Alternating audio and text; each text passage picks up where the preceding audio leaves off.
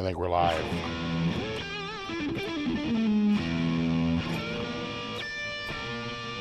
What's up, Gary? Ian? Herb? Chris? W.J. Cooper? Johnny Rock? John? Deanna?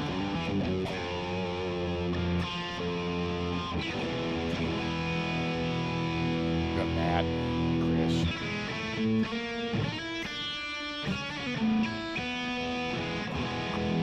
Marcia Murray, music sound here, Brian R.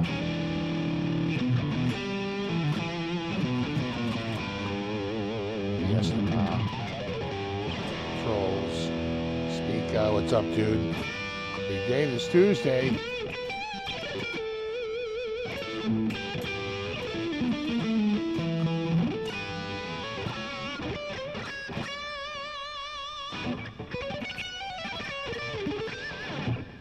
What's up, Zoot?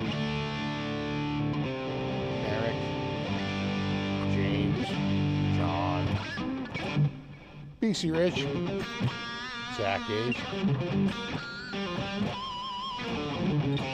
Tony, what's up? Iron Eddie,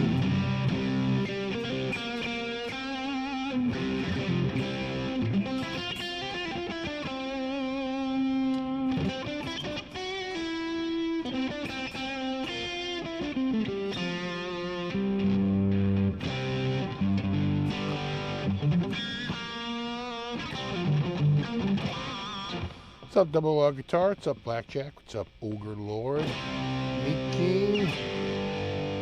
Andrew? I'm gonna get a Fender modified guitar for Guitar of the Week. I could, but you know, I've got a few here, so it wouldn't be for at least 3 weeks minimum. But I could. Which one would I get, though?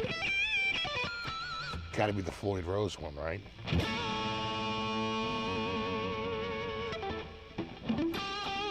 What's up, Richard? What's up, Ian, Super Lead, Retro Puffer, Funny Ass Guitar Guy, C. Daniel. I don't know if I mentioned Desert Dog. Or Chris.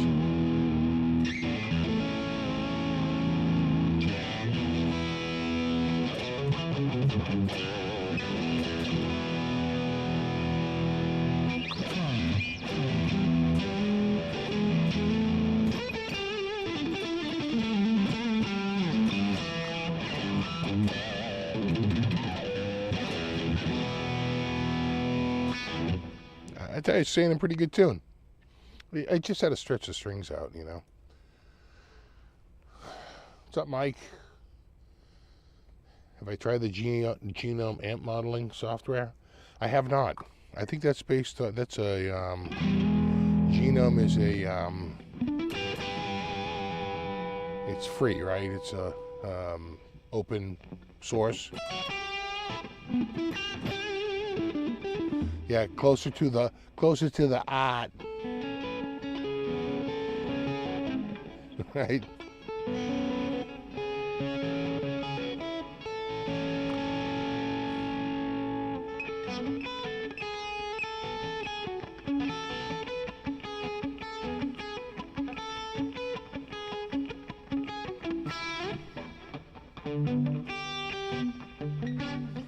So where's it there?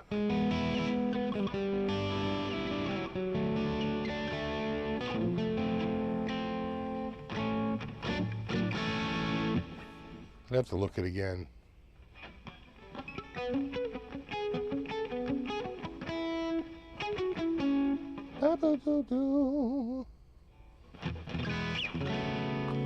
Yeah, I think it is pronounced heart or art. It's art.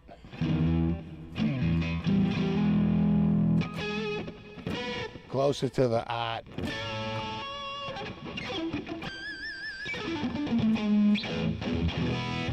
What's up, Browns fan?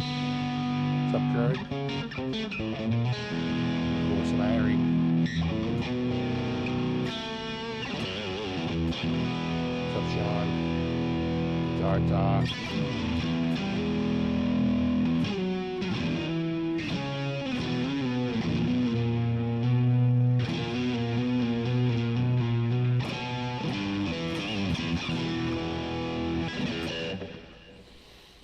But is it an amp simulator or is it just a cab simulator? Right. Isn't Genome just their cab software? Right? IRs. And I believe it's public domain. Right? It's based on some underlying software that's free. Right? Pretty sure. Going to at cam. Oh yeah.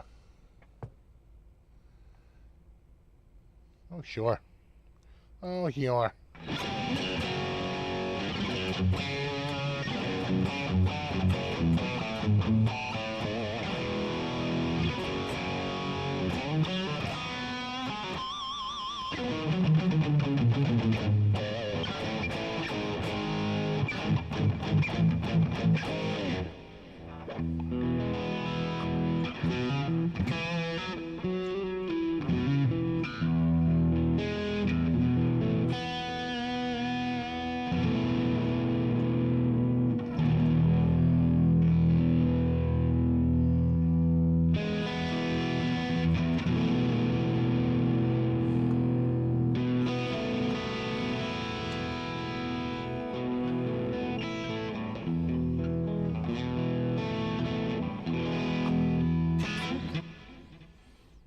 What's up, Peter?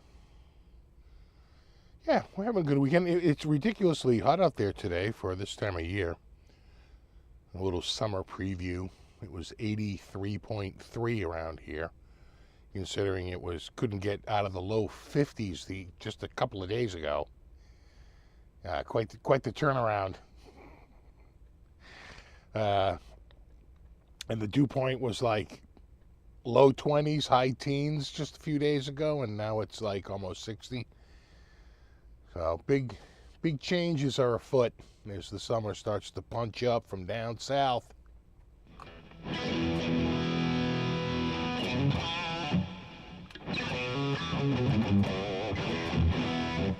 Upgraded my THU, finally had to look up where the tuner was.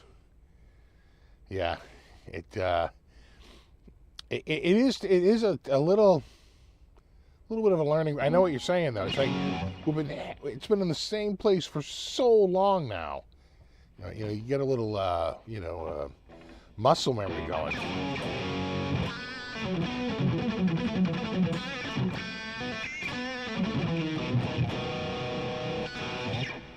You guys doing anything for Easter? We are going to an Easter buffet at a hotel ballroom, which you have been to before. We went there for Mother's Day last year, I think, or the year before. It was quite the spread. So, it should be good. The big old like ballroom spread. We went to a different place, I think, for Thanksgiving. This one was definitely different hotel. The other place isn't really a hotel. The other place is more of like a wedding venue. That's where we went for Thanksgiving. This place it's a hotel, and it just has a ballroom on the hotel. And they do an Easter brunch. They do a Mother's Day brunch. They probably may do something,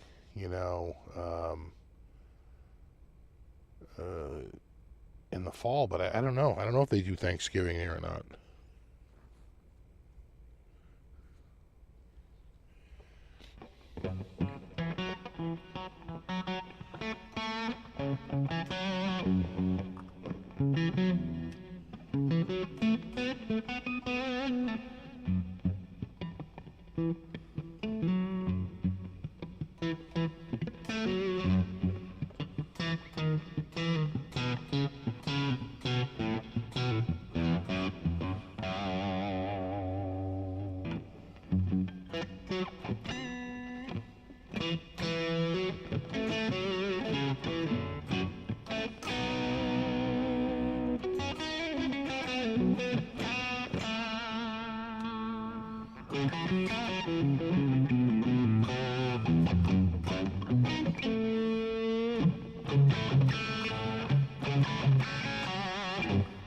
Haven't played guitar in a couple of days.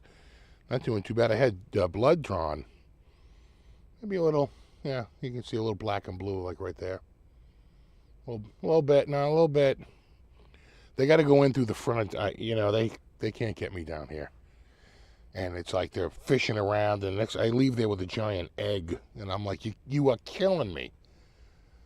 Like, just go in through the top of my hand. And they're like, oh yeah, that is actually much easier. Like, yeah.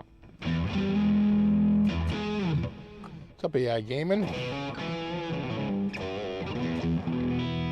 Yeah, 22 degrees hotter today than yesterday. Yeah, it's pretty warm out there.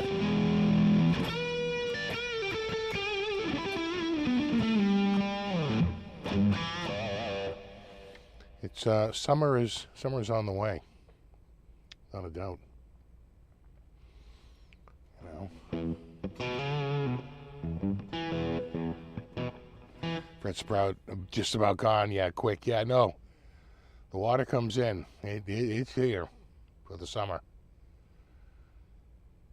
New THU update. Yeah, you know what? The guys from Ilio also sent me some install serial numbers. I guess they have a couple new packs coming out. I think it's Keith Richards, and I forget the other one.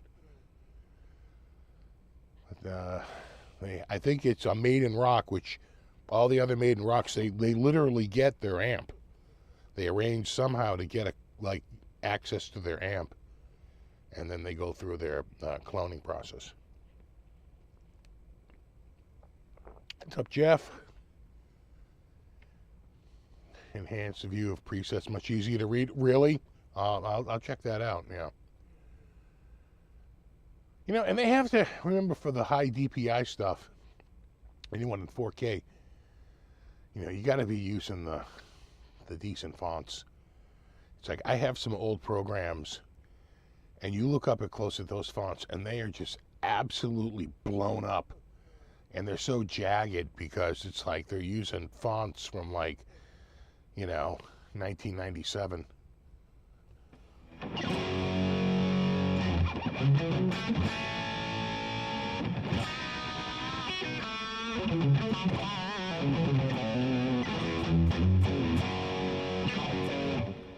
What's up, David? Just finished up some...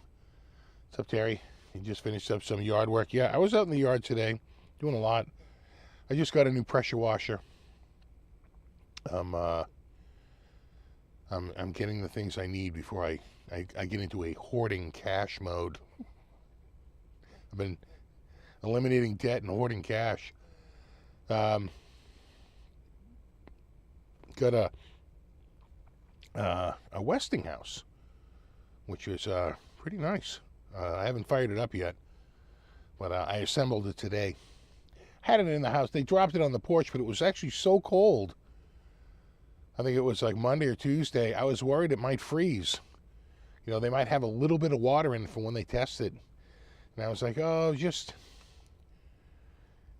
take it in the house. And so I had it in the foyer for, you know, a few days until I finally got it assembled today. Not a ton of assembly. You know.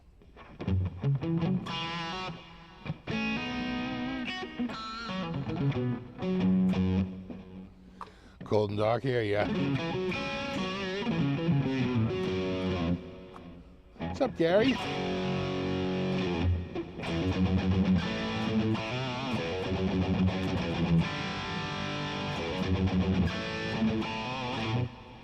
Yeah, I made a big run up to the dump today with a shit ton of cardboard. God, the cardboard you amass. You know, and we can't just throw it out. We have to recycle it, and of course we have so much other crap for the recycling.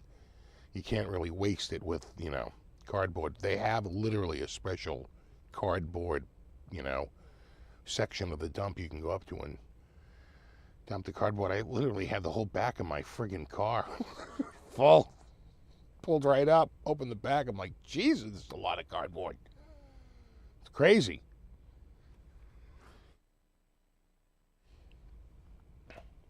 What's up, Judge Shred?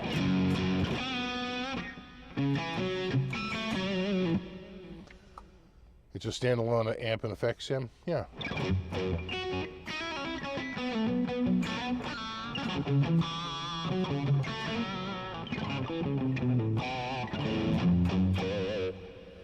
Got a Troy Bill power washer, but the engine is Honda. You know, I have a Honda.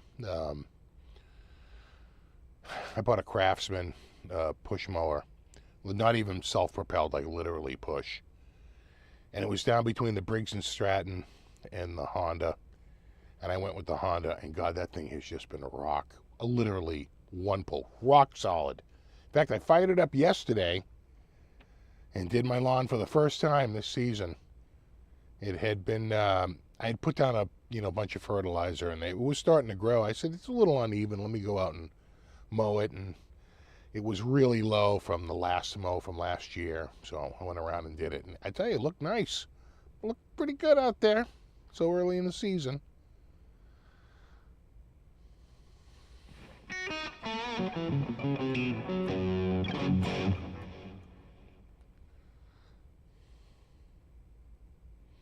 All your licks are the same. Learn new riffs. No fucking way. Fuck off. Those are called signature riffs, and I'm glad you've memorized them.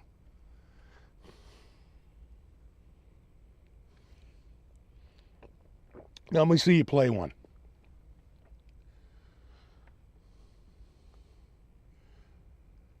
Honda is the best mower out there. I think so. I'm telling you, man. One pull. Vroom. You're up and going. I love it. I have no idea who makes the engine on the Westinghouse, but I gotta think it's Asian, right?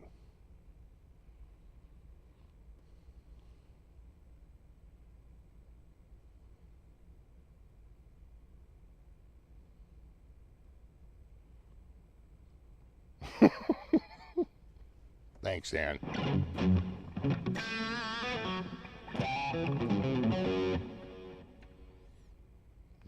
Do.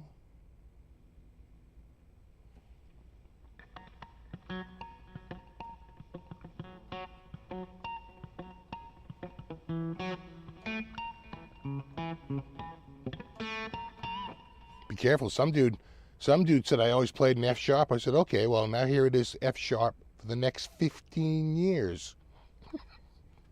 How's that? Yeah? Like an F sharp yet, bro?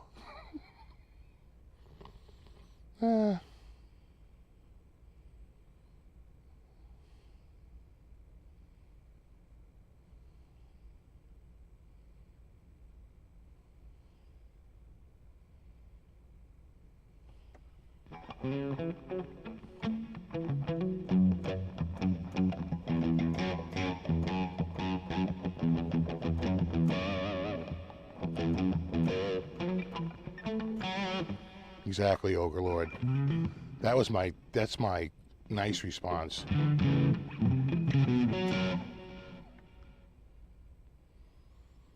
Exactly, Michael. That's as good as it gets.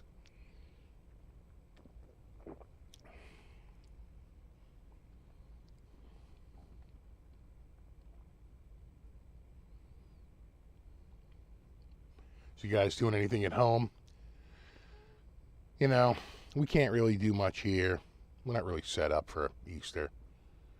So going out is really the only thing we can do. My parents can't do anything. God forbid we ever went to my sister's. It would be, that would be a nightmare. Jesus. Can't even imagine how awful that would be. We could do it here. It's a lot of prep. You know, it's too much work for, I think 6 adults, 7. How many is it going to be? 1, 2, 3, 4, 7 adults. So, did you even F sharp, bro?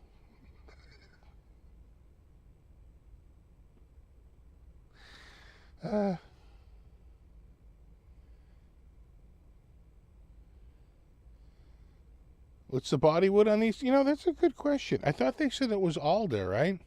I'd have to go back and look at the specs again. Was it alder? Did they say the wood? Was it poplar? I thought it was alder.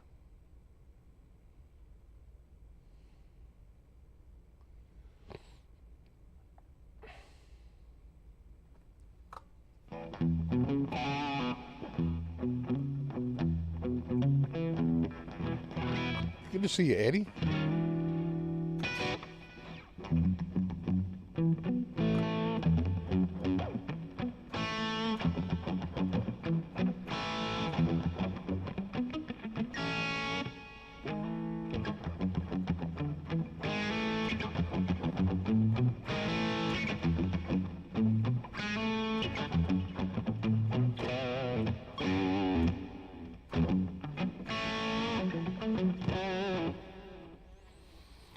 What's the thing you really like about EART guitars and the one thing on the Kramer? Well, I think the absolute selling point on EART guitars is their fretwork, which is just like insanely, because the frets aren't dressed on the guitar. They buy the frets pre-dressed, and they're very precisely milled, right? So they're really, what they're good at is installing those frets perfectly right up and down the board. That fretwork is done outside of the guitar, and which is why they go a little short, right? They don't quite go all the way to the end. But I tell you, for fret sprout, that's the way to do it. I don't know why people insist on bringing the frets all the way to the end of the fretboard. You're just inviting sharp ends. You're just inviting fret sprout in the winter. I think the better way, you know, Vola does this. That Fender Ultra that I just had here was the same way. They cut the tangs way short of the end of the guitar. You know, so the fretwork is really good, and it's been staying in pretty good tune.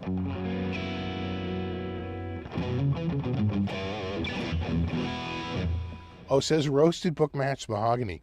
Like I said, I think in the video, are they doing book matched on a finish like this though? I mean, what's the point?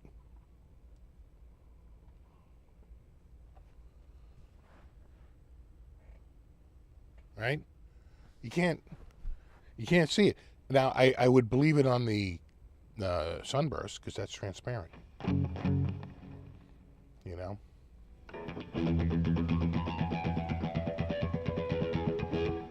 I just want to get rid of skunk stripe sprout.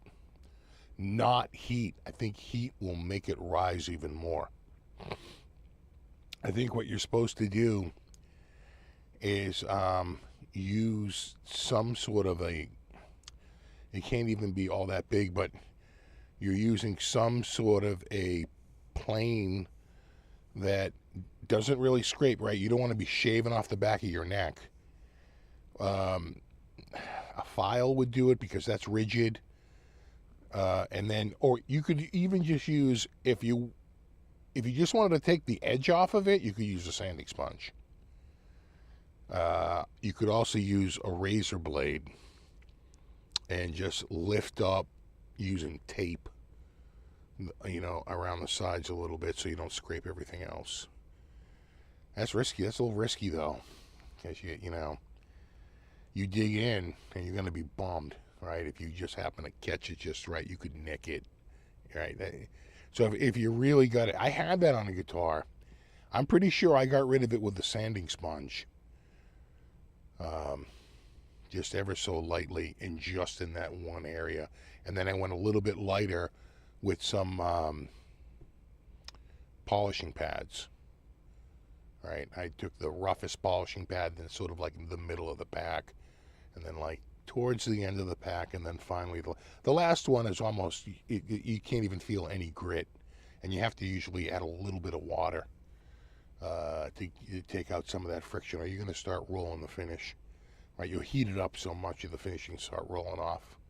So you're better off to put some water on, spray it with a little bit of water, or dip it in some water, and that last little bit, you know, you should be able to not feel it after that. But yeah, skunk stripe sprout is a thing, a pain in the ass too.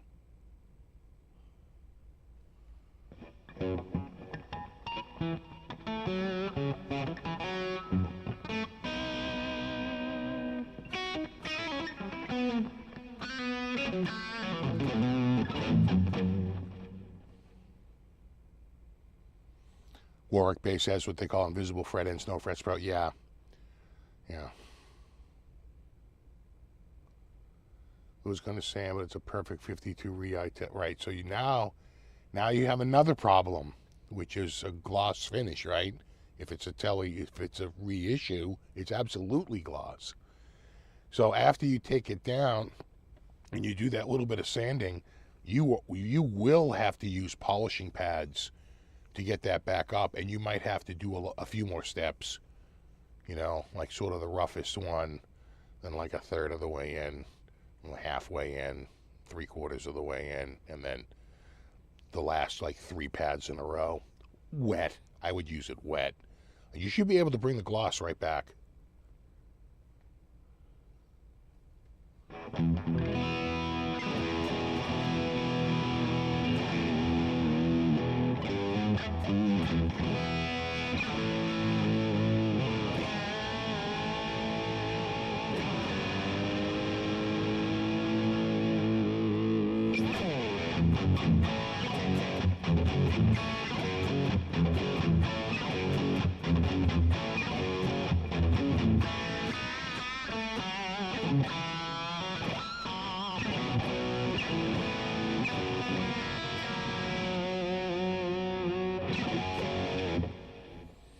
Yeah, too deep, and you'll have speed, not just speed groups. You'll have what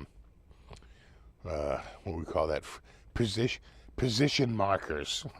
You're like, oh, I know where I am now because I can feel that friggin', you know, the gouge in the back of the neck. It's annoying. Oh man, that's good.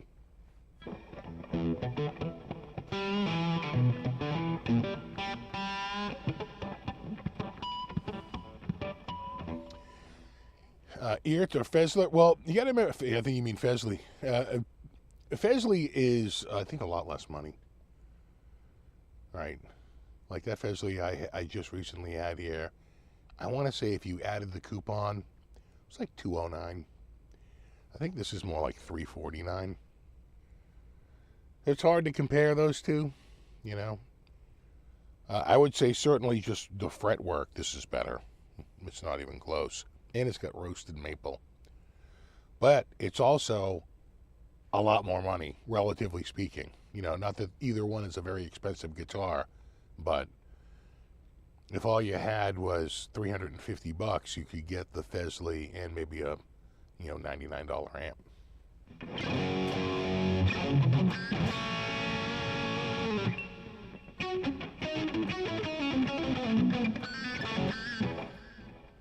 What's up, Yeti Mousy? We're starting with the EART. People think it's called EART. That's what I'm hearing from folks. Or as we in Boston would say, AT.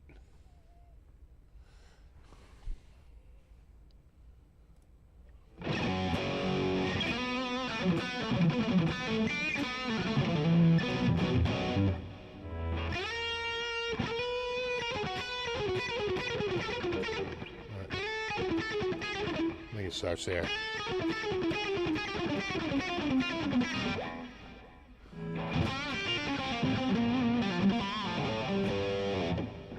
Can you do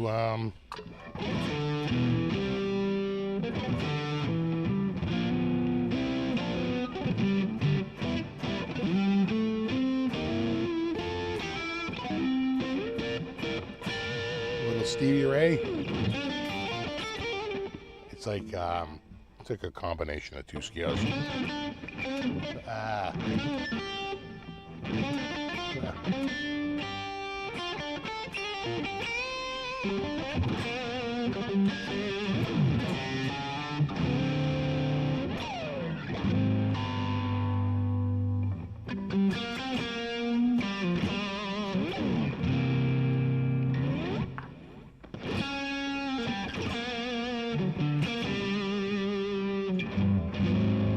Substituting the 5 with a flat 2.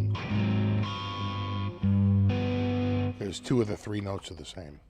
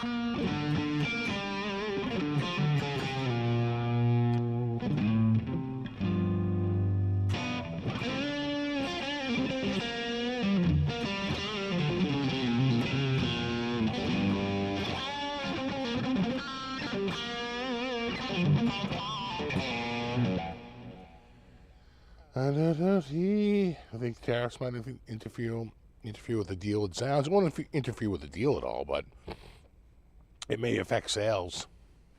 You know, then just because things were P, now things will be P plus T. By definition, that's more. There's a plus sign, right? We had P, that was the price. Now it's P plus T.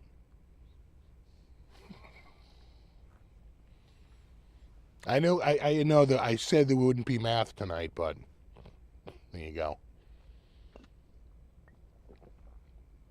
I tell you one thing, I did get some insider information from my handheld community. That if you were thinking about getting a handheld, like, get it now, because they weren't sure how that whole electronics thing was going to turn out. And so I picked up a couple of very inexpensive units. And I did see something from, I want to say it was either Retroid or Ambernick. I think it was Retroid, that, not the color I ordered, but they had like 6 colors or 8 colors, 7 colors. Like 3 of the colors weren't going to be available. So like if you ordered that color and you're in the United States, we strongly advise that you change to a different color. And so we can get it out, because they said starting the 25th of April, shippers in China will no longer accept parcels to the United States. So they're like, because they don't want to have to account for the tariffs, because it's a small parcel. So I guess there was an exemption, and the exemption is going away. And they don't want to have to deal with the paperwork of having to do that for each tiny little parcel. This kind of happened on our end when they were first announced, and they said there was no exemption for, I think it's items under $800, because that's a shit ton of packages. And the United States Postal Service said, we are not going to accept them, because it was just too much to process. And then they backed off that. So, so I threw together like 3 or 4 quick orders and already got 2 of them. And I think I got 2 more on the way that are in transit. So hopefully, I should be fine. But, yeah, no, it looks like it's going to get harder and harder to get that stuff, at least for a decent price.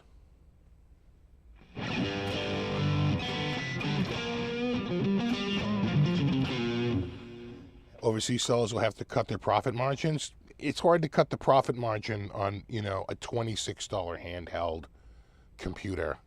I don't think there's a ton of margin on that. 0. It's very, very tight. There's so much competition on that marketplace. Nobody can really go too high. Those things are super cheap. Hard to believe that's going to happen. A TLC 43-inch HDR TV, quantum dot technology, is about $219.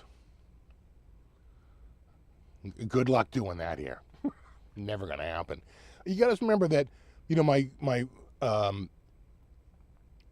pressure washer is made in Vietnam. The average salary in Vietnam is $14,000 a year. So if you're willing to work for $14,000 a year, sure, you could build a pressure washer too. But people don't want to work for that little. They really can't over here. The average salary in the United States is $82,000. So you know, there's a bit of a gap that's never going to be filled. So, you know.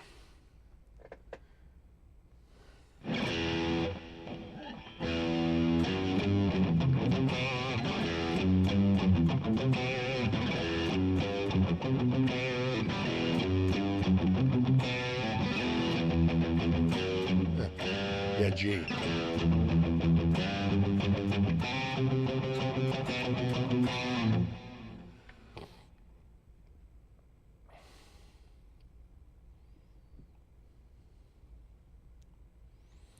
So, you know, we'll see what happens. But my strategy for all this is to buy whatever I need now. I got the tires, I got the pressure washer.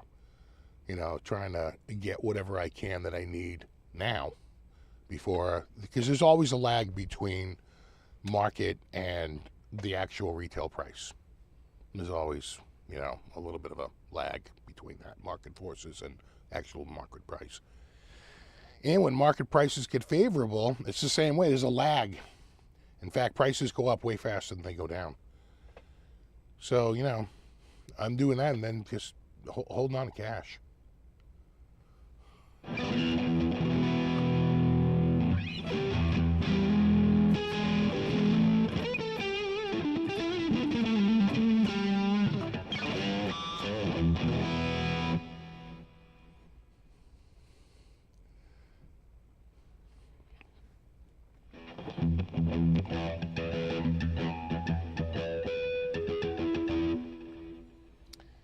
Have I ever tried Tonex pedal or the software? I want to say I did, but I can't remember it. And I think I might be confusing it with a different product, which I can't think of. Amp Hub, maybe. Is it Amp Hub or Tone Hub? Right. Which looks kind of similar, just a whole bunch of presets. Not Amp Hub, but Tone Hub. Tone X, I haven't tried. Now I hear Tone X is the same thing. It's sort of built on a whatchamacallit there, open source, just like Chrome is built on Chromium, right? And Firefox is built on Mozilla. There's like an underlying open source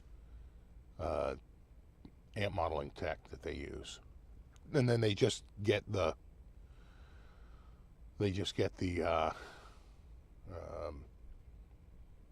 like their flavor, but just kind of like Android is, right? There is an open source Android, of course, right? I'm pretty sure there is. I know I got my bidet. God, thank God.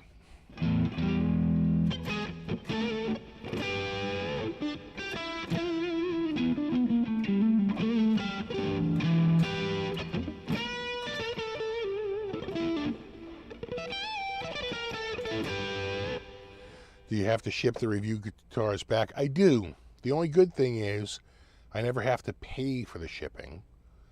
They send me labels, which I print out, and but I do have to box them back up and schlep them over to the UPS, which kind of sucks, but, you know, what are you going to do? It helps keep this stuff flowing.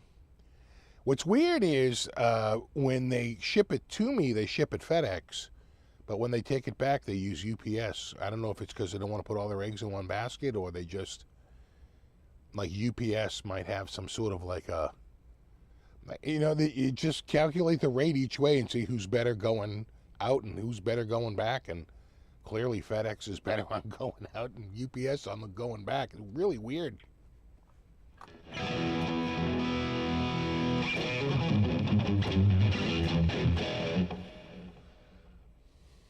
Android is open source, as is Firefox. Yeah.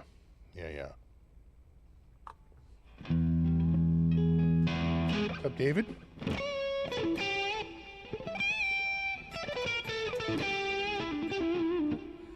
Yeah, Edge now is built on Chromium. But what was Internet Explorer built on? Spyglass? Remember that?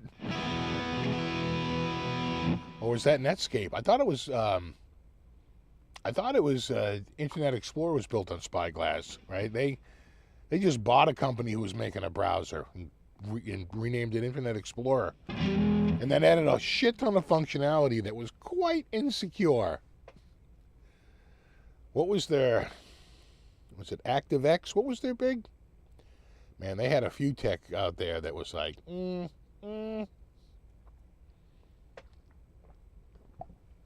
What's up, Johnny? Good to see you.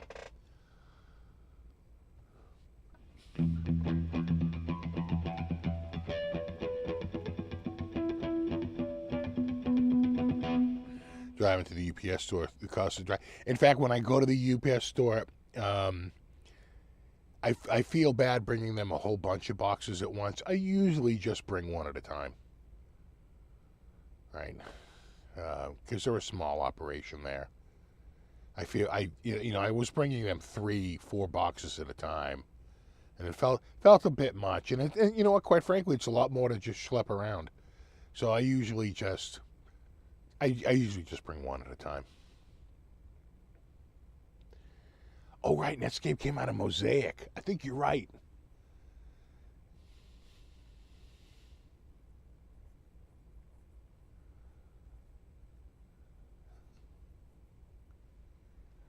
What's up, Stuart? What's up, Rick? ActiveX, yeah. ActiveX.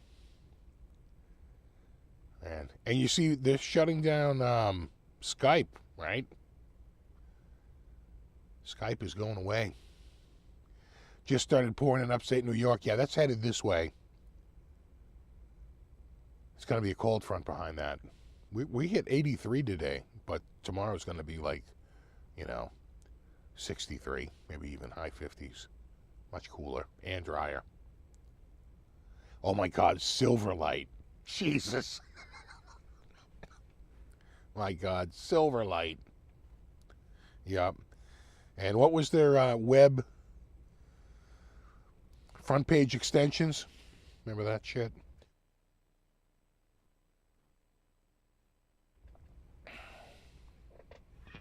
Oh, Cold Fusion. I took a Cold Fusion class.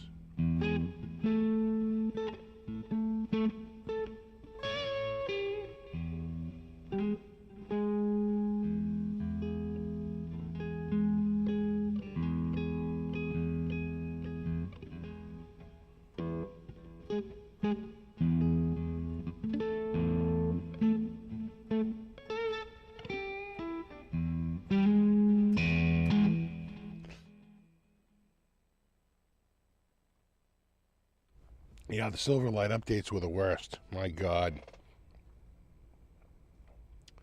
Yeah.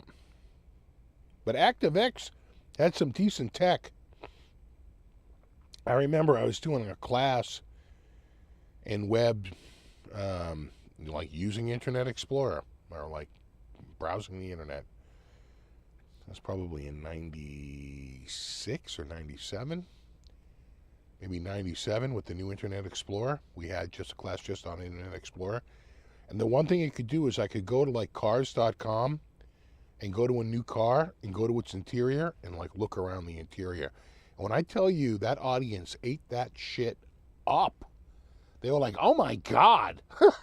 I had no idea you could do that. I'm like, yeah, it's pretty cool. You had to load an ActiveX plugin, but you could get into the interior of the car and look around. Oh my God. Loved it.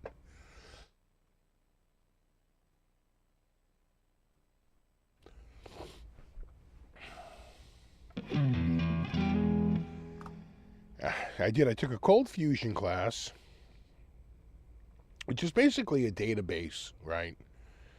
Cold Fusion is a database backend, and then you can build a front end that's very easily populated and has a lot of consistency from page to page with your cascading style sheets.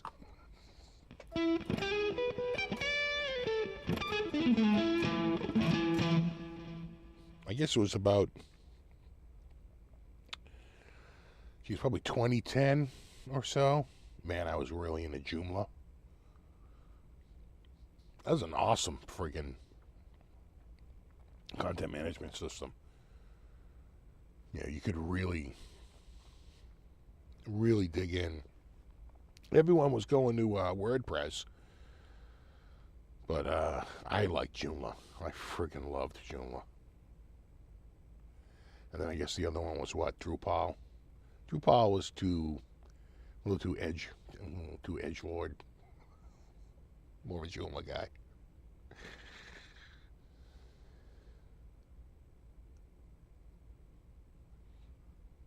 The friggin' IRS system, they were saying, is written in Cobalt. And they're like, there's nobody alive who still knows the language. It's so friggin' old. They wrote it in Cobalt. You know, it'd be like saying, I think BASIC is a more modern friggin' language. Yeah,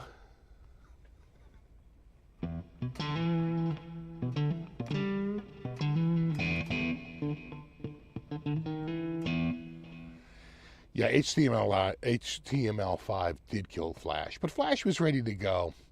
You know, I remember going to an Adobe, like they had some presentation. It was on Flash, and it's right down the street from where we work, so we went down to it, and you know, they probably had some free swag. It was at some like hotel ballroom, and the one thing that the Adobe people kept pointing out was they weren't the only technology that did what they did, but they did it at a much smaller file size. And when shit back then was just barely moving to cable modems and a lot of shit was dial-up, oh my God, having a tiny file was, you know, that was a goal of pretty much every single webmaster. Fortran. Yeah. Oh my God. At my place, we had a VAX system that literally this one old guy who they could not get off the friggin' payroll, and he would just come in on the weekends and do the backups and check the VAX system because nobody had any idea how to run that stupid thing. Just like, and then they brought in a Big Sun. Oh my God, this thing was $150,000, and big enormous thing. And they had also blown a ton of money on a deck, like workstation. But the problem is that the deck used the deck alpha chip, which was a fast RISC chip, but it had a different floating point operation, so the result would be different than the Windows machines. And when you're doing like economic forecast modeling, they have to agree. So they couldn't use the results because it would put into question like the accuracy of everything. So they spent all this crazy money on this digital workstation only to say, oh shit, it's giving us different results. No, can't use it.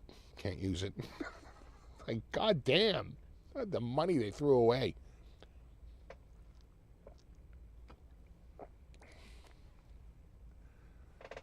Yeah, God, Jobs hated Flash.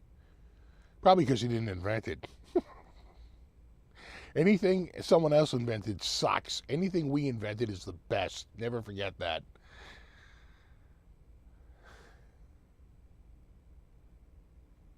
Like, who invented the MP3 player? It was Diamond, right?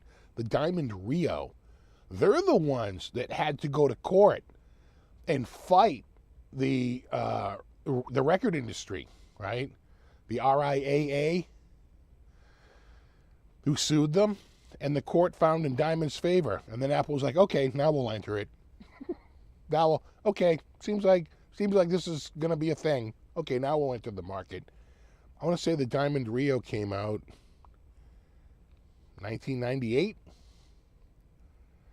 and I want to say the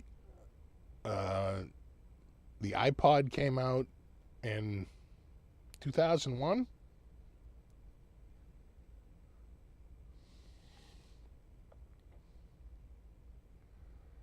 which was smart of Rio, of Diamond to make that Rio, because remember Diamond? They made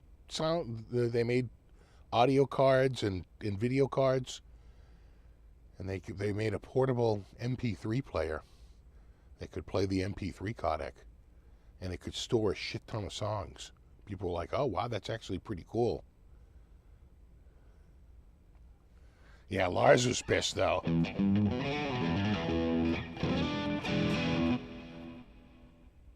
AS400, oh my God.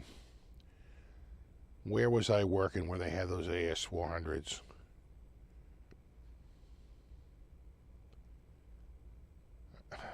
It was either like Boston Scientific or it was at EMC. But it actually, quite frankly, it could have been Malden Mills, which was a big manufacturing. They did textiles.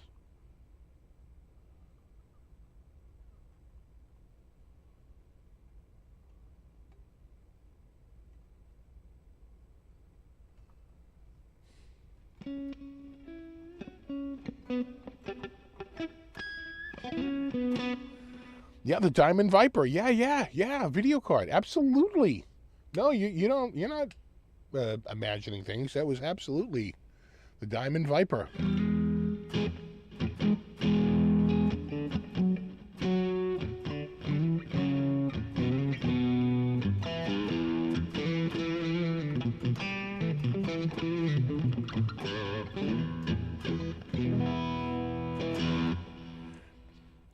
No, I think they were called Boston Scientific. I forget now. I thought they made stents.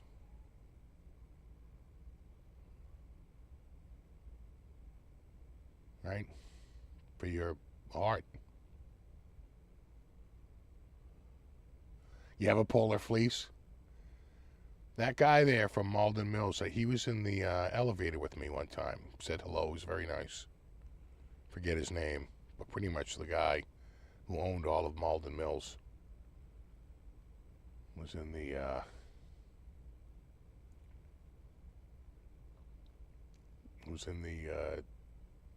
elevator with me, going up to teach a class on something. You had a zoom. They probably auto corrected your zoom to zone.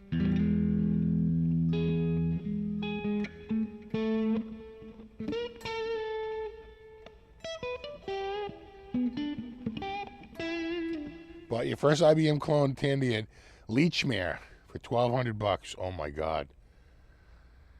So Leechmere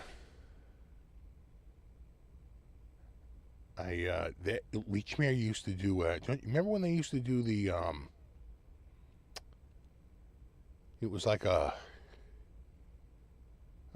lottery scratch ticket, right? You would get a thing. And you would have to they had this weird thing where you would have to commit to the sale or whatever and see what, you could get off of it. And you'd have, because they said if it was already scratched, they wouldn't let you use it. It was some weird thing. So anyway, I'm looking and I'm thinking about getting a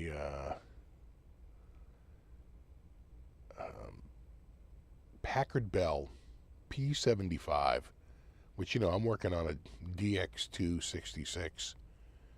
I'm looking to move up to Pentium P75, and it had the latest technology, which was a CD-ROM, like new tech. And it had more RAM, had more everything. And so 16 megs of RAM. And and of course, loaded. It was Packard Bell, so it's we used to call it packaged hell. And, just loaded with bloatware and all this shit.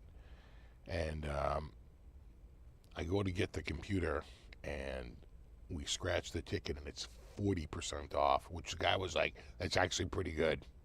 He goes, it's usually 10 or 15. So I get 40% off the thing. I get it at a really good price.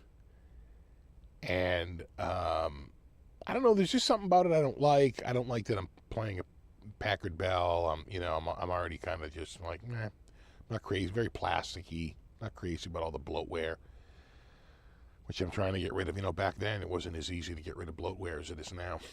So I wind up returning it, and I buy this like other PC that is a total failure, and I am like pissed at myself for returning that Packard Bell. I'm like, what were you thinking? You walked out of that place with 40% off. You're never getting that price.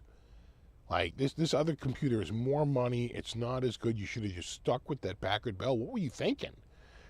Total buyer's remorse. So I returned the other computer, which I was able to because they couldn't get the video card going.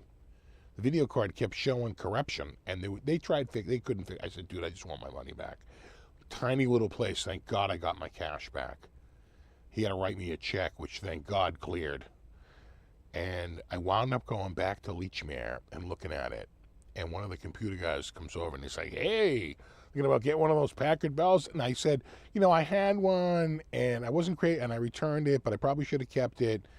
And I said, I'd buy another one if you would give me the same deal I got before, which was 40% off. And he goes, I'll give you 40% off of that, but you have to buy the annual warrant, right? They had like a warranty, right? They were pushing those warranties like crazy. You got to buy the warranty, the store warranty, right? Because I guess they made a mint off that. So I'm like, well, how much is the warranty? And it wasn't cheap. It was like $150 or some shit. And I was like, okay. It was still better than not doing that, and you'd have the warranty. So I get it. We do the deal. I take it home. I'm looking it over, and the warranty says, this warranty can be canceled at any time, and the remaining balance will be refunded to your account. What do they call that? Like proportionally, right? Whatever the remaining sum, they would work it out. You'd get whatever was left on it returned to you for money. And I literally went to the customer service the next day at Lechmere and returned the warranty and kept the PC. That dude must have been pissed because he was probably getting a fat paycheck on that.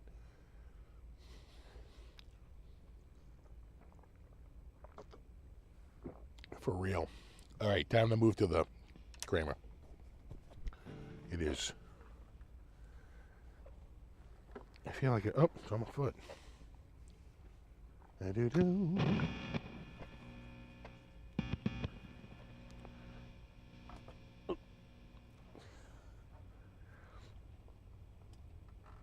Oh God, that is so much heavier. Despite it being alder instead of mahogany, it's a heavy guitar.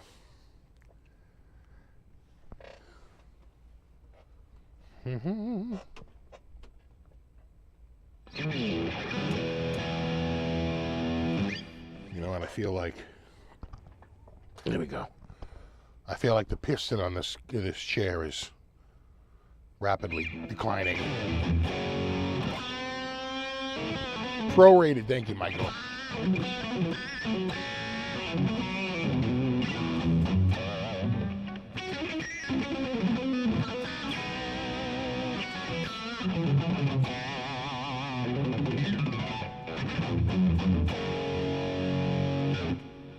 You got a $200 warranty that came with your Sony Trinitron. I got one of those. Man, I got that thing so cheap. I got a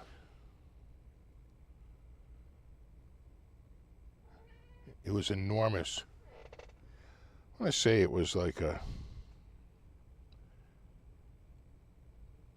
I think I had like a 47 rear projection TV or 48, and I returned it, or 50, and I returned it and I got a 60 or a 65 rear projection TV, and he had one on the floor, and he goes, it was marked on the floor for $24.99.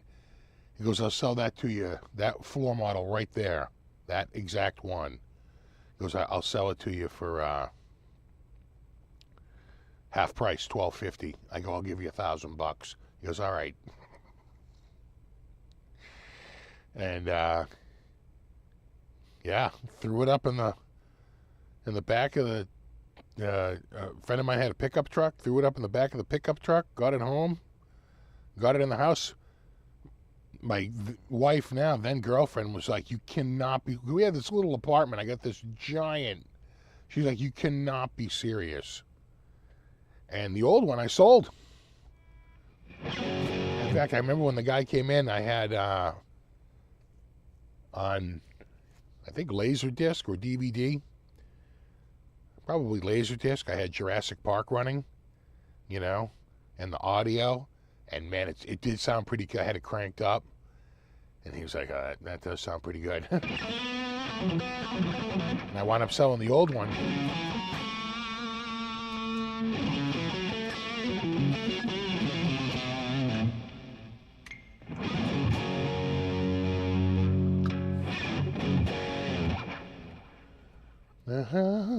Extended warranties are a scam unless you're buying a Jeep. Pretty much any American car.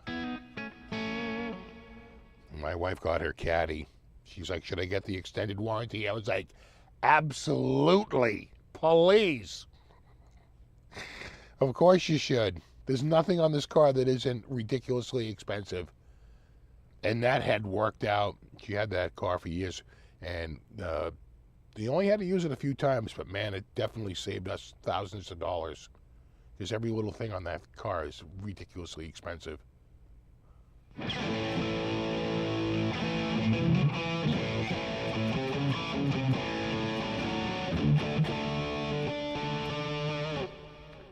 Those 3 CRT projection TVs weighed a ton. Well, when we moved from Woburn to Dedham, the place in Dedham was up on the 2nd floor. And I can't believe it, but I got that friggin' TV up on the 2nd floor. Well, the lenses on its side, slamming it up the staircase, and that thing weighed so much. I can't believe I got that goddamn thing up to the 2nd floor. Well, you know, you have to set the convergence on the RGB beams, right? It's got 3 different overlapping beams, right? And together they make the image. And what you would see is they would start to diverge. So I would get them up there, and it would be all set, and then I'd go back a few days later, and as they're settling, they're diverging. And they're moving, and I'd have to line them back up again, and then it would be all set and go back a few days. That went on for, like, I swear to God, a year until they finally settled into place. It was absolutely maddening. When we moved out of there up to this place, I said, I think this thing is mostly hollow. I took the back off of that thing, and the mirror was a piece of Mylar on a very flat piece of foam on the back of that TV. It was super light. The whole top of it came off in one piece. The body actually had lead weights in there to make it bottom heavy, so as people pushed it around, it wouldn't fall over.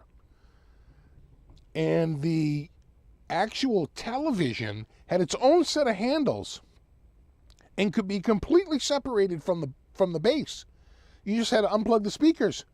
I unplugged the speakers, and I took that out, and I had the movers take the base, the top, right? I took the electronics, which weighed a ton, down, and had them bring that all up to the attic here, which is, you know, friggin' 2 flights of stairs from the 1st floor.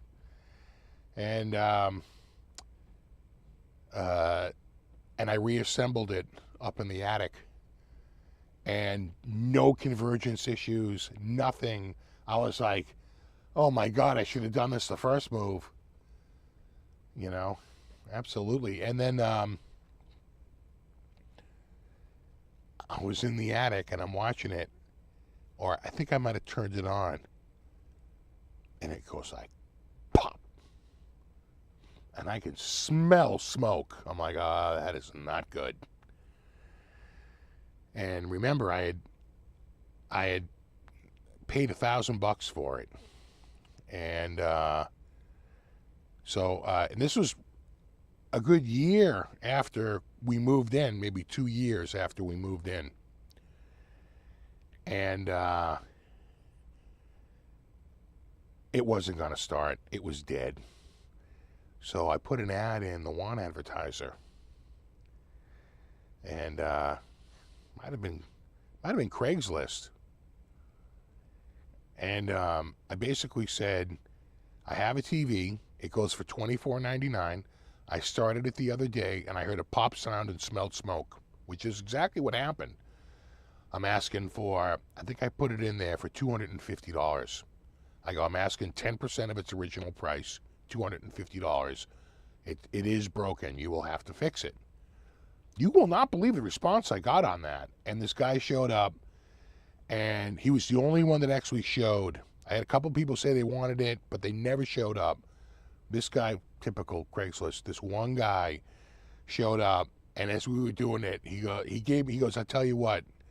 He goes, he showed up, he goes, can I give you $125? And I just wanted it out of there. I had this giant ass TV, and I'm getting $125 for a broken goddamn TV. And I was like, sure. Let me show you how to take it apart. The back comes off, the top comes off, this comes out, and you're going to take this down. He had a bunch of friends with him. And I go, and he goes, my wife, it does not approve of this. And I'm like, you're fine, bro. You'll get it going. You're all set. I guarantee you, he never got that going. And I was like, thank you for paying me $125 for my trash. What's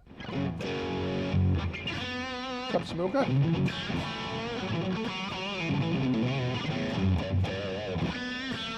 I'll let the smoke out of the wire, exactly.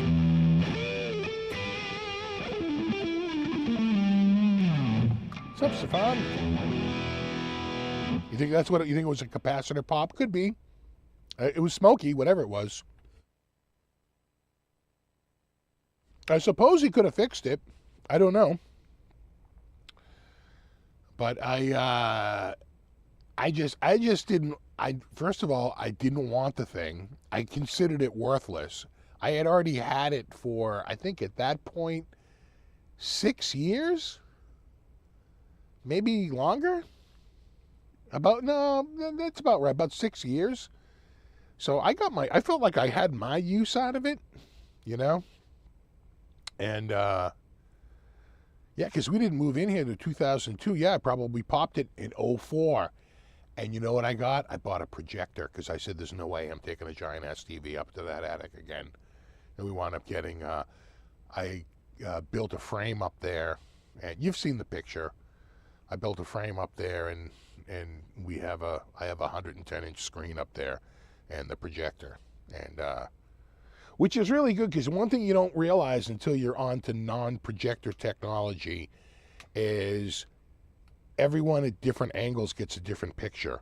With a projector, no matter how far to the side you sit, it's the same image. It might be skewed because you're looking at it at an odd angle, but the image doesn't degrade like it does on any LCD, you know. Only OLED would not degrade, but barring OLED, which is pretty pricey technology, the only thing with like unlimited viewing angles is a projector.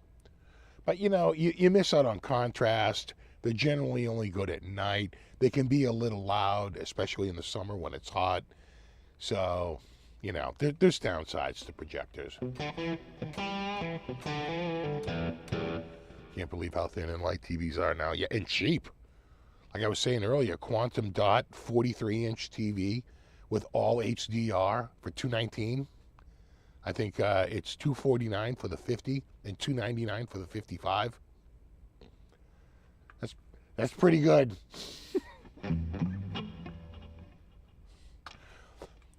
Yeah, so plasma is an interesting tech because it does work. You have unlimited viewing angles, right? Huge. That's why they were used in bars so much, because, right? But I don't think they were very energy efficient, and compared to LCD. And I think they had a burn-in problem, right? Which OLED has as well.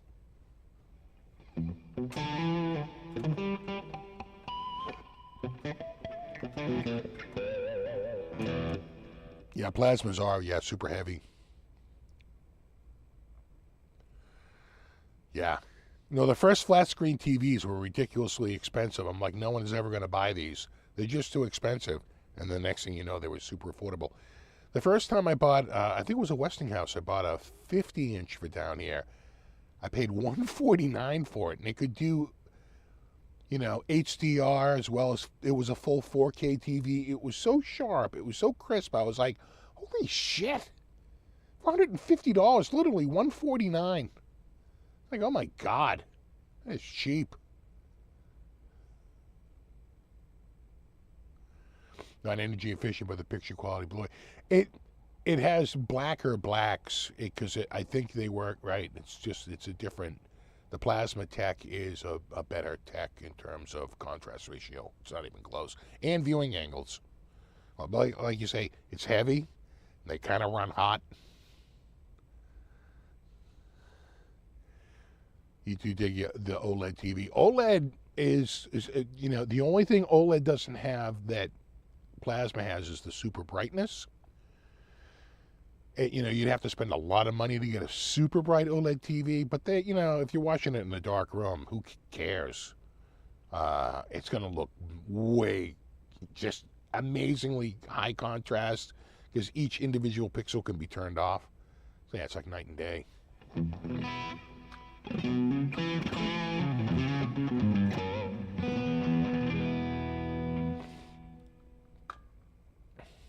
In fact, when I switched this TV over right there, over there on the wall, when I switched that from my last one, which was that $149 Westinghouse, to this, which is a Hisense QLED, the difference in the colors was just absolutely immediate. I was like, oh my God, the colors on this are so much more. You know, yeah, OLEDs can burn in, but they know they can burn in, and so they have techniques to try to get around it.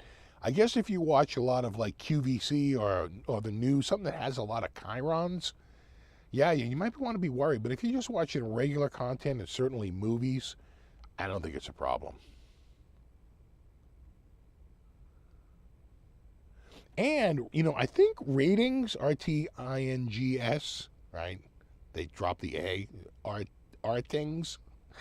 But ratings.com, I think they did a burn-in test, and then they said when they were done, some of the OLEDs, after sitting for a while, actually lost a little bit of their burn-in. Kind of went back to normal. They're like, oh, maybe the final word isn't written on burn-in, because we're noticing that, you know, when they were off or when they were doing different content, the burn-in started to fade. So who knows what's going on with that?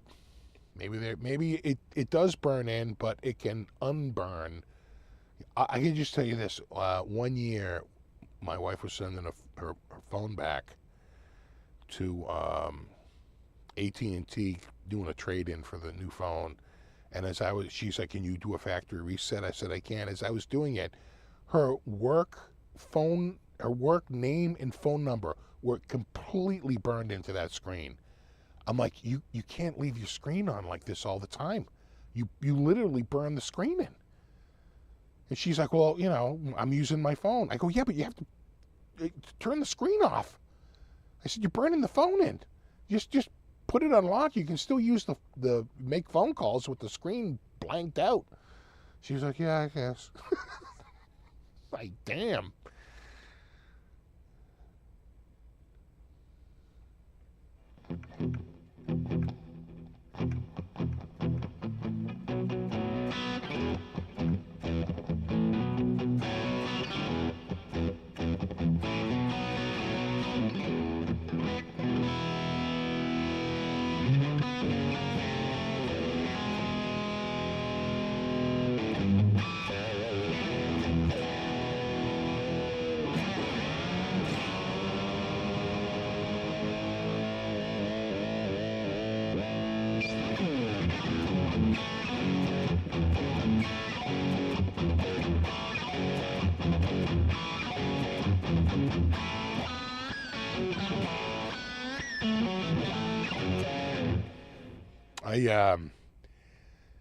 I like the, the one thing I noticed, the TV I have back there, it's not OLED, but it's got the mini LEDs behind the screen, and they can control the brightness on those. And it's got like 530 separate LEDs. And they say once you get above 500, it's practically OLED. Their newest version of that TV, their latest one, has like 1,600 individual sites, and they basically say it's pretty much OLED without the burn-in, although you have to look at the TV straight on to get the best picture. When you turn to the sides, it does degrade, unlike OLED. But it's much brighter because of the LEDs, and it can get inky blacks because it can turn anything off. And with 1,600 zones, right, it can get very specific, like really good gradients and all this stuff. Here's the problem. That's for the 65-inch. And when you look at the 55, they're like, so is it 1,600 zones? They're like, no, on the 55, it's 600 zones. I'm like, 600 zones? What? It's like not even the same TV. Right? You go down 10 inches and you drop off by 66% the number of zones. They're like, yeah, they use different panels. I'm like, what? Thing is, I can't fit a 65 back there. So I'm like, well, let me know when you get the 1,600 zones on the 55, and I'll take a look. But Jesus, it's like 1,600 zones on the 65, 600 zones on the 55. I'm like, feels a little off. They're like, and the funny thing is if you look at the review, they point that out, and they basically say our glowing review isn't valid for the 55. We make no claims as to the 55's performance because we don't test it, and we can't say it'll be the same because it seemingly uses a completely different panel, despite being the exact same model, just 10 inches smaller. Maddening.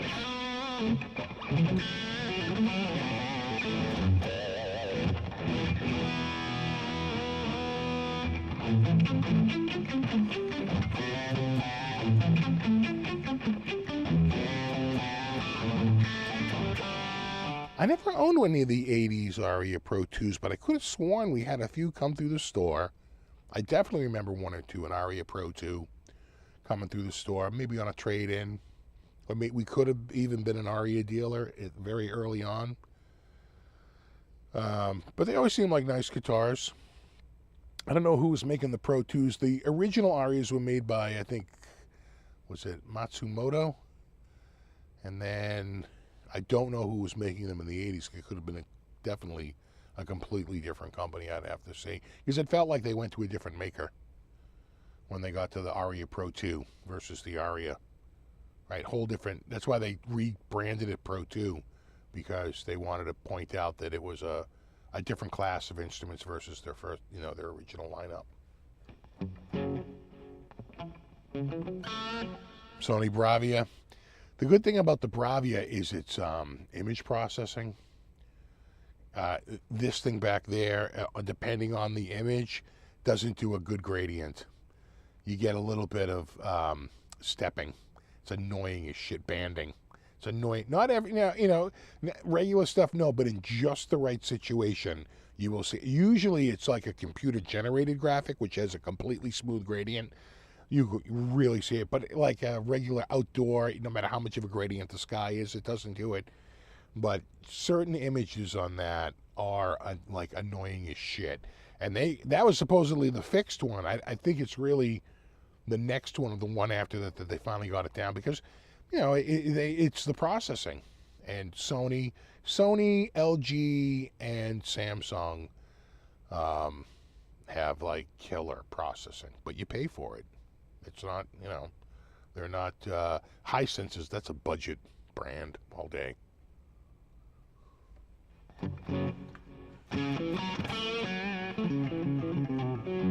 TCL or Hisense? I bought the Hisense because it had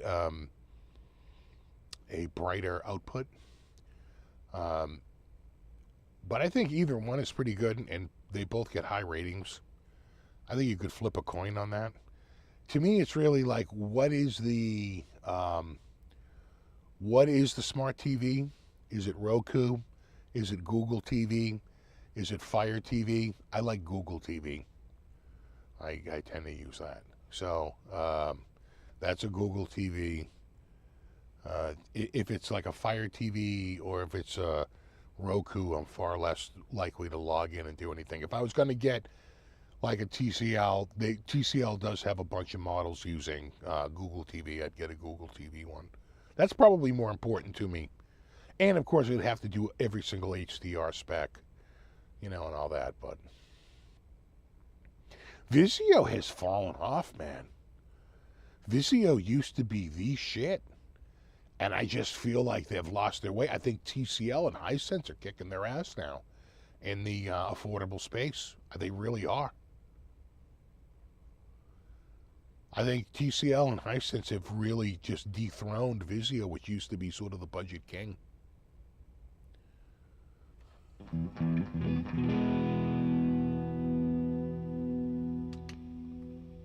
Walmart's fault for Vizio? I don't know about that. Really? I don't know much about it, really.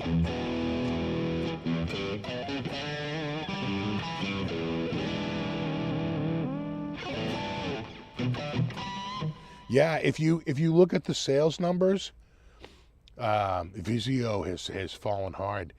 And there's a guy, I forget, it's like Digital Media. There's a guy out there who does a YouTube on it. And he was talking about how Hisense and TCL are like really kicking ass, and he was talking about like the winners and the losers in the recent market, and one of his losers was Vizio, and he's like, I can't believe I'm saying this because they had such a dominant market position. He goes, but man, he goes, Vizio's like really lost their way. He goes, I'm hoping to see them come back. He said, but right now they have such stiff competition from Hisense and TCL that it might be hard for them to get their foothold again. They really were the budget king.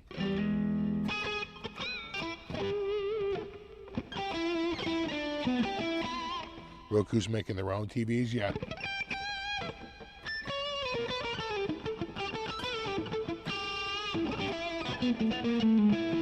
Samsung was having some QC problems with their TV panels and went with Sony Bravia. I had a client who I do a lot of networking and computer stuff for ask me if I could help her out get a TV. And I gave her a list of TVs, and I said, if you want one without much drama and like probably the really good processing and a name you can trust, I would just get that Sony Bravia, which is what she got. She got the Sony.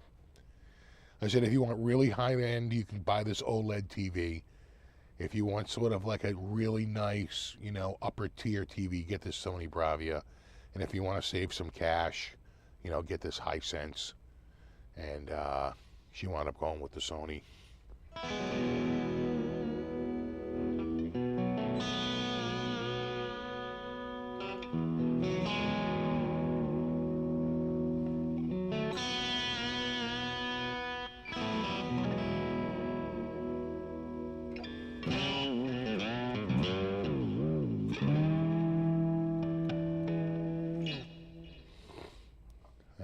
The screen died less than a year. That sucks. Mine's been going great. I had one TV. I'm trying to remember the brand. I can't remember the brand. Oh, it's killing me, but I can't think of what it was. I'd have to go back and look, but I bought it. It was little, and man, you could see that like one of the LEDs behind the screen had burned out. It was like very dark, had a dark spot in the upper right corner. I said, yeah, one of the freaking lamps is burned out. And so I was under warranty, and I reached out to them, and they were like, yeah, okay. I sent it to them. They sent it back, and they sent it with like, I had to pay for the shipping back, and they would take a look at it. I said, okay. And I, at first they were saying that I was past the warranty, but I could show that I had sent them emails. I said, I sent you emails on this. You never responded. I don't want to hear it. Just because you dragged your feet past the warranty deadline doesn't mean you're going to not honor my warranty. I'm showing me sending you something and you responding back. And then I never heard from you again. Never got a, you know, an RMA number. So, God, who was that? Was it like Panasonic? I'm trying to. I feel like they exited the space. It might have been Vizio, but I don't think so. I feel like it was like Panasonic or Sharp or some weird brand that's no longer even out any longer. Anyway, I go through this whole thing. I pack it all up. I ship it. I wait. It takes like 3 weeks. They send the TV back to me.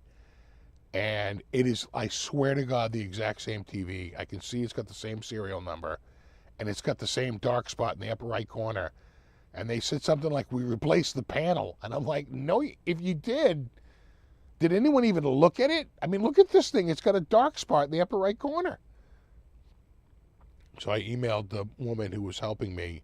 And she said, okay, we're going to expedite it. We're going to like overnight you a TV, or, you know, because you already gone through the warranty process. We're going to do this like thing.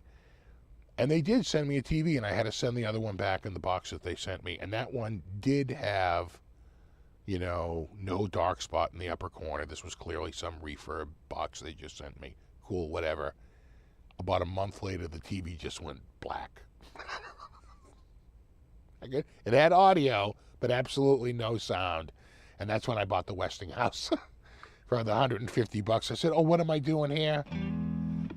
Just go buy a friggin' another TV. It definitely wasn't LG. It wasn't that nice. And I know I got it from Costco because I had Costco helping me out, you know, getting the warranty service. I think it was Toshiba.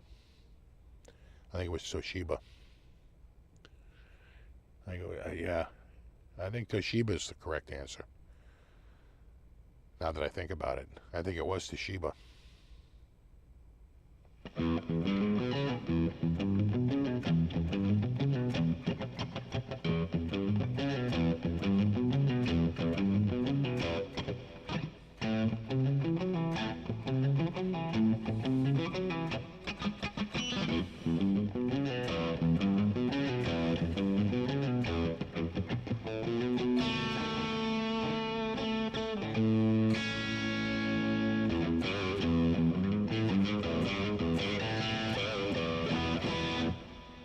Oh, is that great luck with anything Samsung? Some brands are just better than others when it comes to warranty service.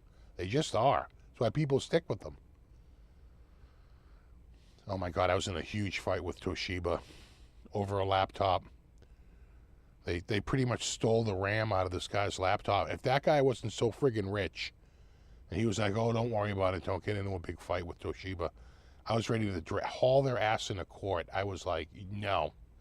You're not stealing the RAM out of this guy's system and claiming it was a non-standard part. Then you should have included the part in the goddamn bag. No. They're like, any non-standard parts may be removed and not returned. I'm like, no, that's stealing. You're stealing my fucking RAM, and you're either going to pay us the money. And you know, back then, RAM was expensive. It's probably $150 in friggin' RAM. Oh, I was livid. Got it back, and it had friggin' half the RAM in it. I said, oh, I'm going to kill them. And they're like, it may have contained unapproved, non-standard Toshiba RAM. And I'm like, I don't give a shit. If you're taking anything out, throw it in the goddamn box with it and send it back, and we will reinstall it. But you don't get to say. In fact, they warned me about that before I sent it. And I said, you don't have any. He goes, no. He goes, I just got it from there. But whoever he got it from probably did install the RAM. And he doesn't know. He doesn't know shit. Oh, man, I was livid. I was like losing my shit.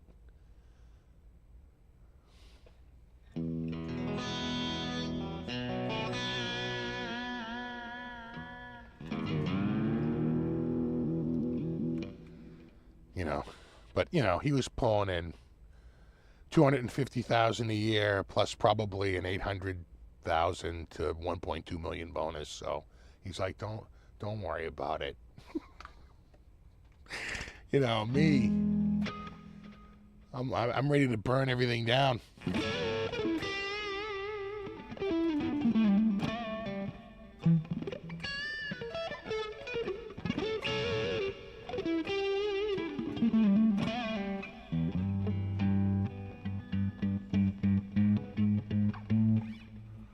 Yeah, I just thought that was like the biggest scam.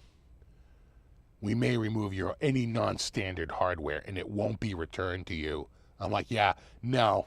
No matter how many times you say you're going to do that, you still can't do it. Well, you were warned. Yeah, no. I should have brought them, like, literally straight in the friggin' small claims court. And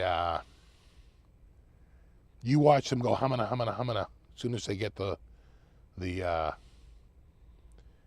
complaint.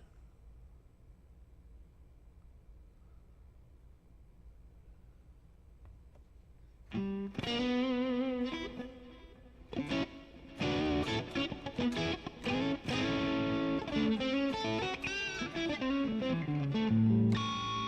was definitely Toshiba. Man, I was losing my friggin' mind.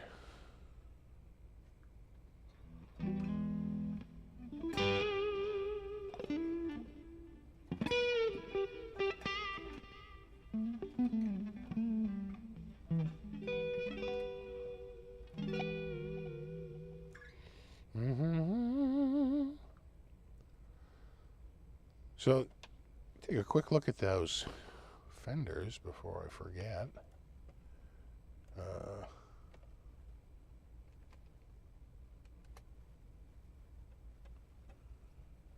Yeah, the new. There it is. Until there's going to be a pop-up, I guarantee. Yeah. New tuning.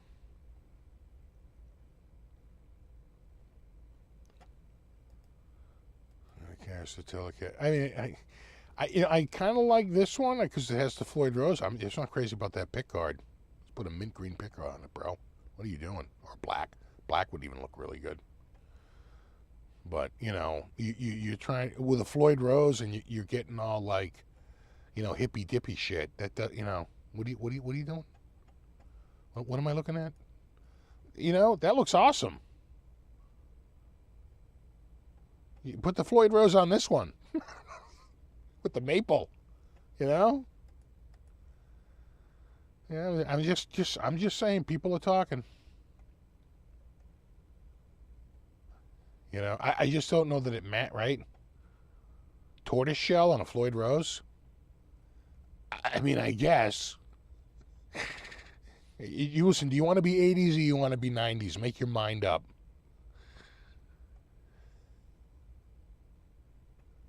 I think the green's pretty hot. It reminds me of, quite frankly, the 70s stuff, right? All black plastics.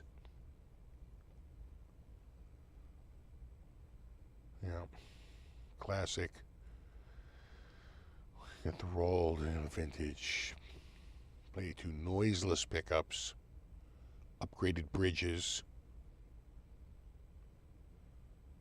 Oh God. That's don't go. See, this is my thing. Don't put a Floyd Rose on a hipster guitar, okay? It doesn't work. It just doesn't. Right? Just saying. Hipster and Floyd Rose. Not really a thing.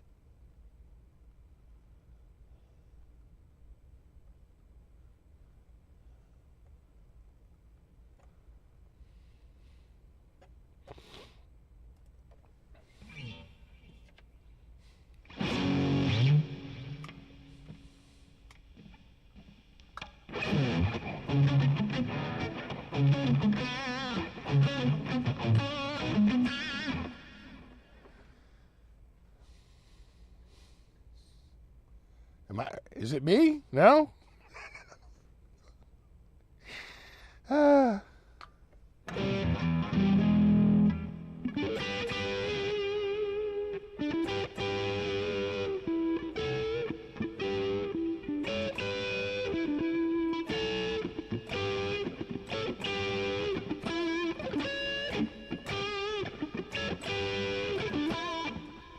You can listen to music on any audiophile home audio equipment? Not really. God, the main thing I listen to things on is an old Scott receiver, I swear to God, from like 1985, 1986. Graphic EQ. It still goes. It still works. I've been using that thing forever with the speakers are solid. They're all metal. They're very heavy. And they actually have, for, little bookshelf speakers. They weigh a ton, and they're really good sounding. A lot of bass, like shocking amount of bass for such little speakers. And I think it's because the shells are so rigid. Because they're literally like milled out of aluminum. And those, between the speakers and that, I have been using that rig, I swear to God, like since the late 80s. It's still going. Like we're going to be coming up on like 40 years I've been using that thing. You know? It's, I want to say it's Scott, which is like a terrible brand name. Really bad stuff. And, but it's lasted all these years. It hasn't, it still goes. It still starts up. And then in the attic, I want to say, and I got this in the late 90s. No. Yeah, late 90s. I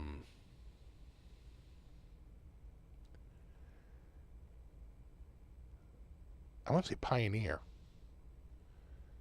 And the speakers up there are probably, and again, just to go full on 90s for you, probably Cambridge Soundworks. Remember that? Remember Cambridge Soundworks? With the,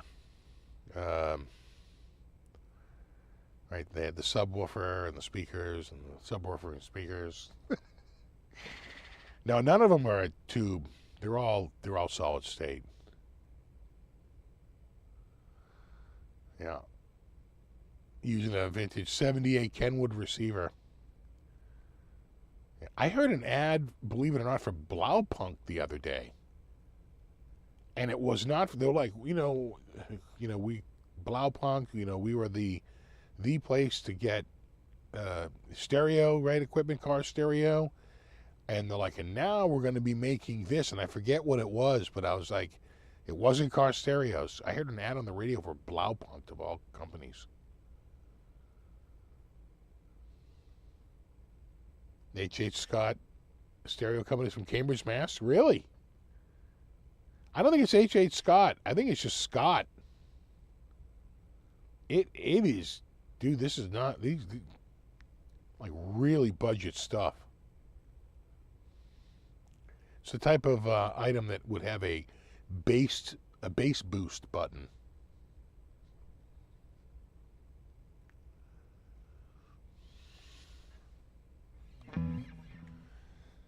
Yeah, Blaupunk, because they were like, hey, we're here at Blaupunk. We used to make cars. We were the like engine. They probably wouldn't say pioneer. They were like, we were the technology leader in car stereos back in the 80s. I'm like, oh, right. Yeah, no. Yeah, Blaupunk. Yeah, right. But it wasn't, e-bikes. That's what it was. That's what it was. It was e-bikes. They're like, yeah, now we're out of radius. Now we make e-bikes. I was like, sure.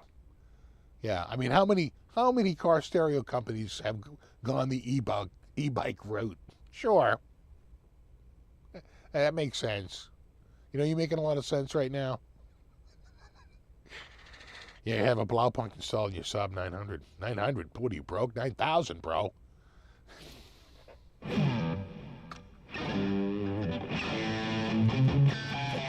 Still rocking the Heathkit stuff?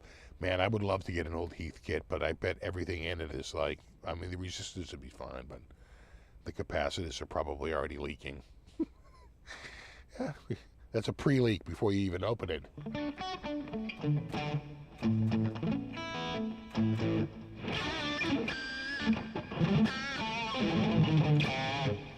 H.H. Scott stereos were branded as Scott, really? And were they supposed to be any good? Because I could have sworn this was a cheapie. I'll tell you one thing, though. It still runs. It's on right now. I don't think it's turned off in like friggin' 3 years, unless when we lose power. That's about it. It's on like all the time. I also have out in the garage, I have an Onkyo. Like, remember when they used to do like the, sort of like a bookshelf stereo? Might be about, like this tall, like this wide. Like the size of a really small refrigerator, and it would have like a dual cassette deck and maybe a CD player. In fact, that one I think had a CD like platter. You could put 6 CDs in it or something stupid like that, and then a radio, and then like maybe one part is just the amplifier and all this stuff, right? It'd be like 4 different units, and you'd have to plug them all in together, modular system. And I got that out in the garage, and man, that worked. That sounds great. I've had that I bought that in like 1997, 1998. And I bought it off of someplace, and it came with a warranty, came refurbished with a warranty, and it kept cutting out. And I brought it to a warranty place on the warranty, and the guy couldn't believe it. He was like, yeah, no, it's under warranty. Yeah, they'll cover it. And he just basically said, yeah, it had a loose soldering joint.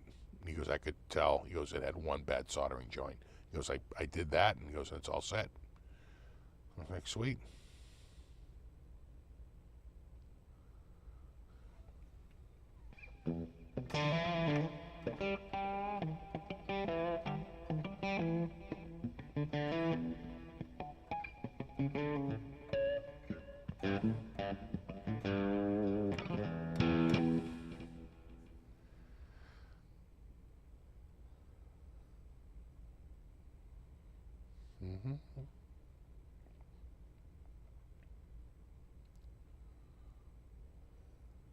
Yeah, Marantz. That was a big name. My dad's got Macintosh and Tube and all this stupid stuff and these crazy speakers. It's insane.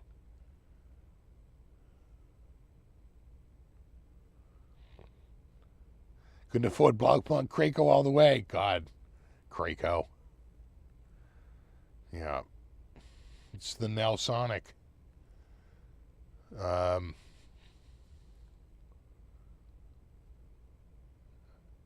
Yeah, Kenwood, Pioneer, JVL, Alpine. Alpine was huge back then. Blaupunkt. I had a Blaupunkt in one of my cars. I love that friggin' thing. I thought it sounded great, and I thought it did a really good job pulling in stations. I got a Kenwood after that I thought kind of sucked. I think I got an Alpine later that I also thought kind of sucked. That none of them could really do quite as well as that friggin' Blaupunkt. It's pretty good.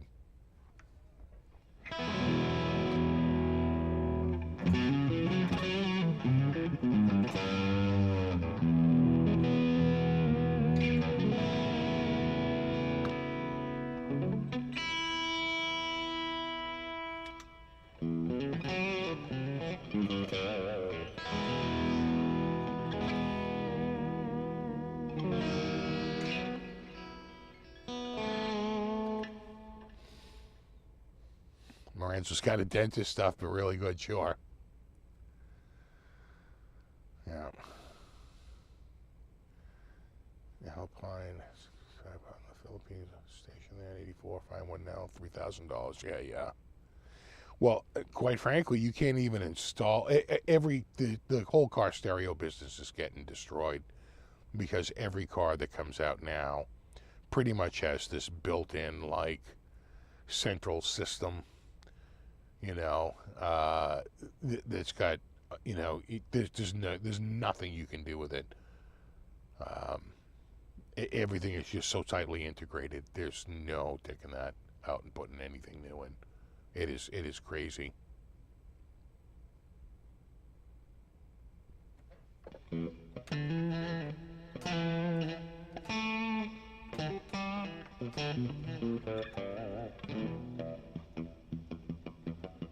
Yeah, see, Scott, same thing with all the infotainment systems in cars nowadays. Does anyone even replace radios anymore? No, not really.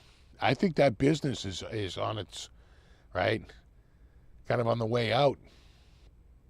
We had it done in my son's Impala. That was a 2004. And we were able to put it in. That was very expensive because it still had a digital tie-in, and to be able to go in. So because when you started the car and you heard ding ding ding, that was coming out of the car speakers. That was like directly connected to the speaker system. So we had to go through and do all that, and we had it installed at that Geek Squad. We bought the radio and had it installed there, and then when we got rid of the car for free, they actually pulled it all out, got it all going, pulled all the speakers, everything out. They're like, yeah, here's all your stuff. Now you can go junk the car, which is what we did, And they put the old stuff back in. Still had the old stuff. So they threw the old stuff back in for free.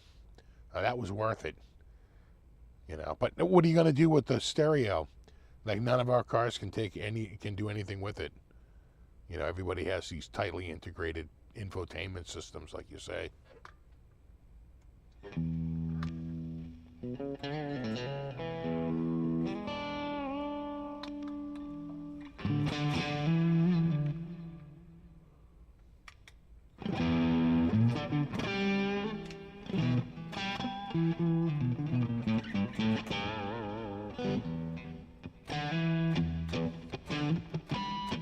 Had a pull-out stereo with right. What was the character? Was it MacGruber?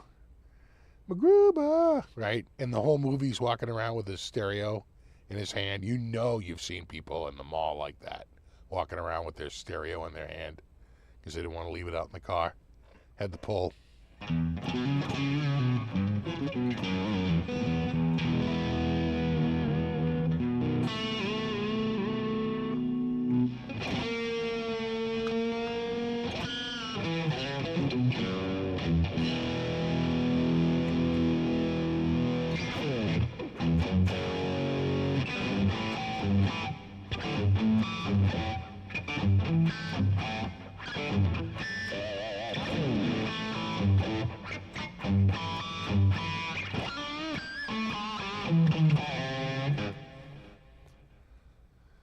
Really, Fender branded speakers. That's interesting.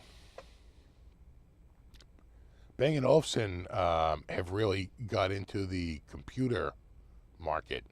There's a lot of Bang & Olufsen branded audio. I want to say they have a big deal. I want to say with the Hewlett Packard. No, I'm sorry, HP. They've gone the way of KFC. Now, don't say the words out loud, just the initials.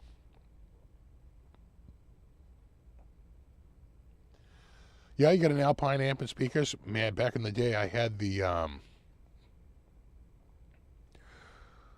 what were the tubes? I had bazooka tubes. Remember bazooka tubes? I had a couple of bazookas in the back of the Mercedes.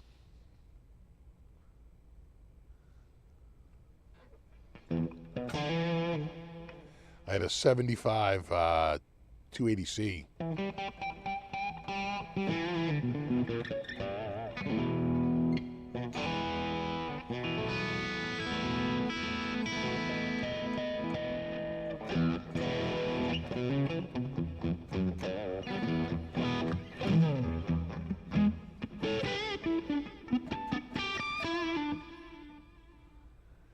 I think it touched Bose 901s in the 70s. Yeah. And Bose sued, I want to say, Stereo Magazine or Home Stereo Magazine. Somebody came out with a bad review, and they were livid over their direct reflecting technology. They're like, it sounded like it was creeping along.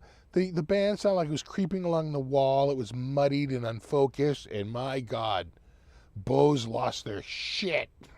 Sued them.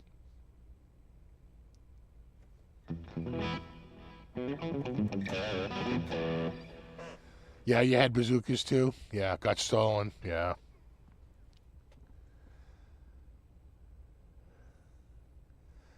Yeah, yeah. I think it's HP has the Bang& Olufsen tie-in, right? Their partner. Did the Kramer need to be set up? I don't think so. Um, is it this one? Sometimes you got to remember a lot of these I get. They're not all. I would say 90% of what I get out of them, I work off of the returns, right? I work off of the clearance, something that's already been sold and returned. Because I don't want to take a brand new guitar and make it a used guitar, right? You can only sell a brand new guitar one time. They literally have to record the serial number. Um, you only get one shot to sell a guitar new, and that's it.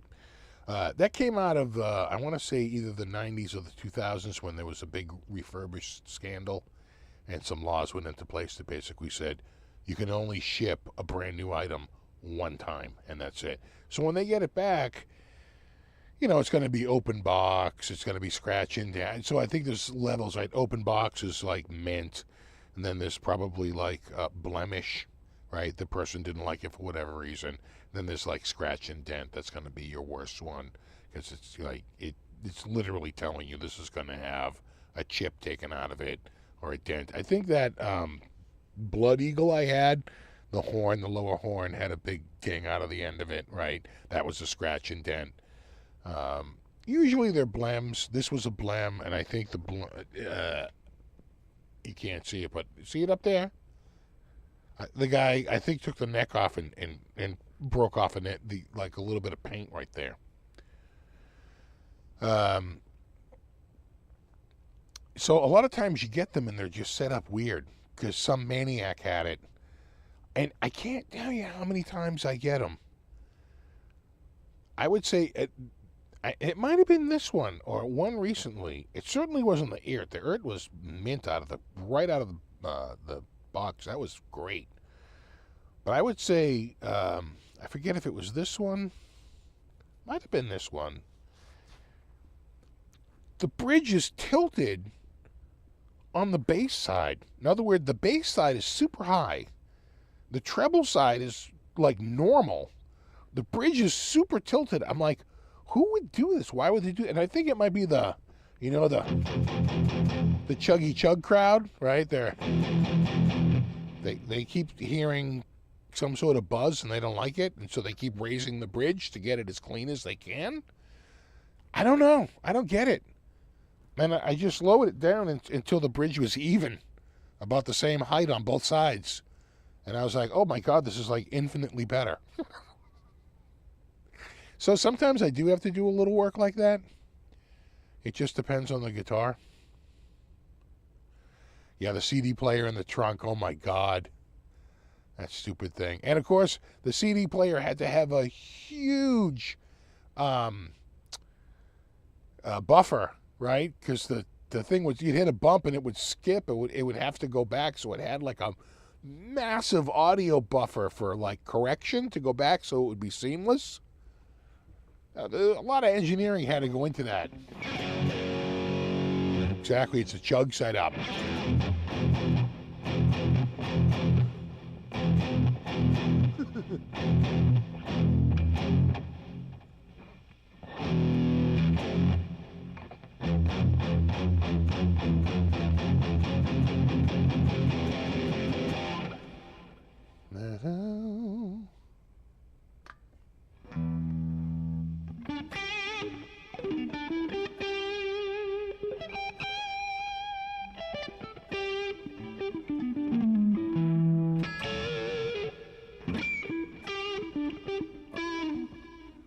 Bose Revolve Plus speaker. I haven't checked out, I don't really spend a ton of money on that stuff, to be honest. I still got my Scott. So friggin' lame. But hey, it works.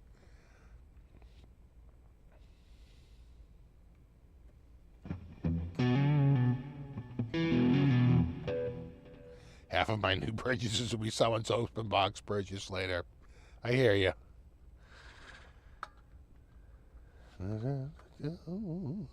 Have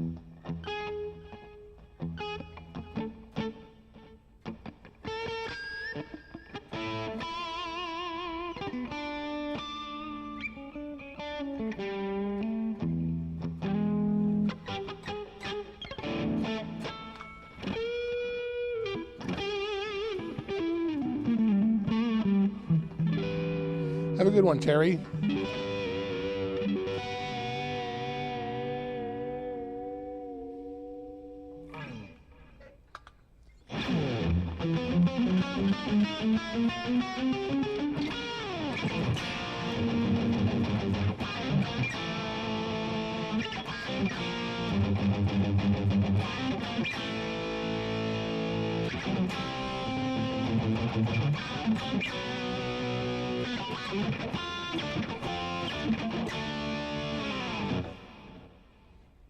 Looks good too.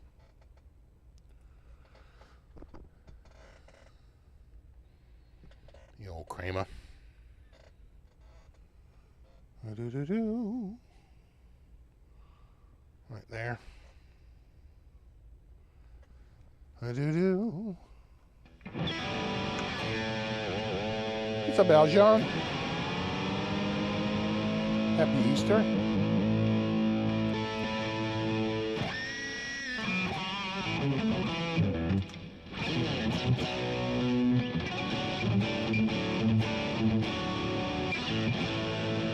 Have a good one, Music Sound here. Happy Easter.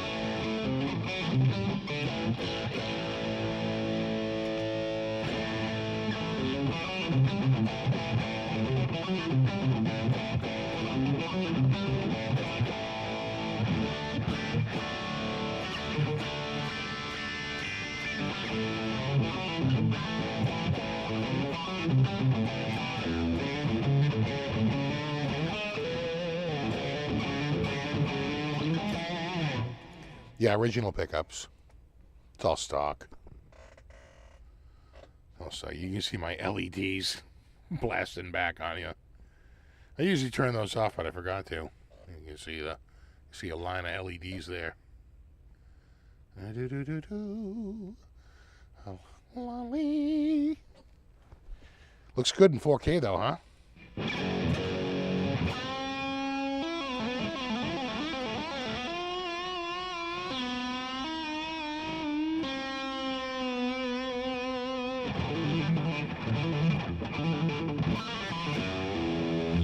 So to do it in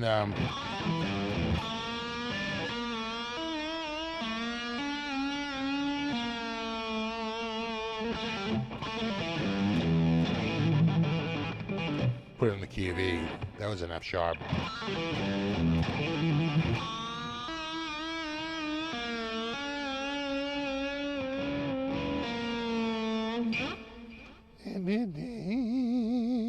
Exactly. If Angus was still alive, it'd probably be playing a Kramer. Probably. We can only speculate. All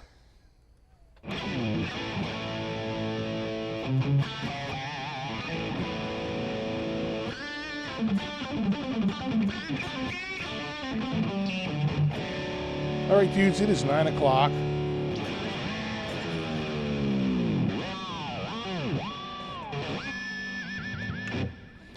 So we should probably call it a night. Super thanks to everyone for hanging out tonight. Extra special thanks if anyone contributed. And of course, Brofist to my mod squad. Hashtag Brofist. Hashtag mod squad. Hashtag Ben Coombs at Christmas. And yeah, we will do it all again in a week. Happy Easter to anyone who does the Easter thing. And there you go. New guitar of the week comes out on Monday. I haven't shot it yet. I got to look through, see what I have. I'll find something, I'm sure. But you guys have a wonderful week. Have a wonderful Easter. And we will do it all again in a week. And there you go. All right. No. I can hear them coming down right now because they want to make Easter eggs. They're like, when are you wrapping up? Because we want to make eggs. All right. Have a Wonderful week. Check out Guitar of the Week on Monday. And there you go. All right, dudes.